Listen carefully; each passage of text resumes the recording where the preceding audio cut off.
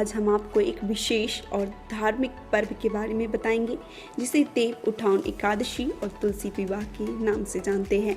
यह दोनों ही हिंदू धर्म में बहुत महत्वपूर्ण माने जाते हैं और यह हर साल कार्तिक माह के शुक्ल पक्ष की एकादशी को होता है।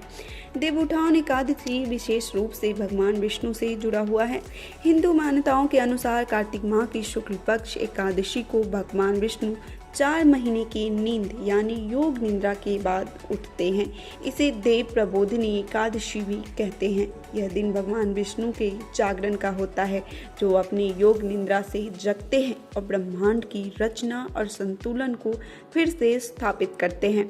बता दें 4 महीने आश्विन शुक्ल एकादशी से लेकर कार्तिक शुक्ल एकादशी तक विश्राम करते हैं। इस दौरान देवताओं का कोई कार्य नहीं होता और सभी शुभ कार्यों के लिए यह समय निषिद्ध माना जाता है। लेकिन जैसे ही भगवान विष्णु उठते हैं सभी शुभ कार्यों की शुरुआत होती है। यही कारण है कि इस दिन से विवाह, घर की पूजा और अन्य धार्मिक अनुष्ठान आरंभ किए जाते हैं। अब बात करते हैं तुलसी विवाह की कहानी की। देव उठान एकादशी के दिन ही तुलसी विवाह की भी परंपरा है। तुलसी का पौधा देवी लक्ष्मी का स्वरूप माना जाता है। कहते हैं कि तुलसी के पौधे का विवाह भगवान विष्णु से हुआ था। हिंदू मान्यता के अनुसार एक बार तुलसी नामक कन्या ने भगवान विष्णु से विवाह का वरदान प्राप्त किया था।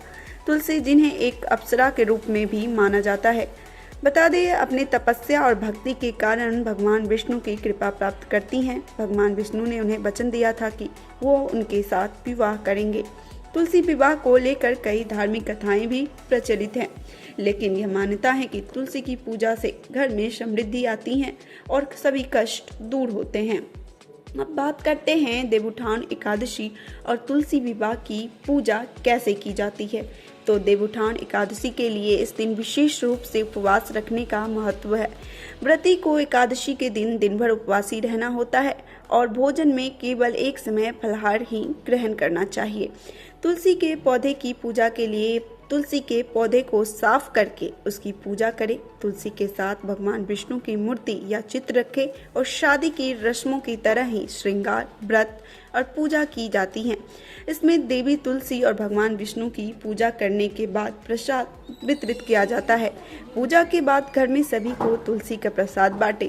इस दिन विशेष रूप से कच्चे नारियल, फल और अन्य ताजे पदार्थों का सेवन करें। हालांकि इस दिन को विशेष रूप से जागरण का भी विशेष महत्व होता है। तो दोस्तों, इस देव उठान एकादशी पर तुलसी विवाह की पूजा और व्रत का पालन करें और भगवान विष्णु से सुख, शांति और समृद्धि की प्राप्ति की कामना करें। नमस्कार।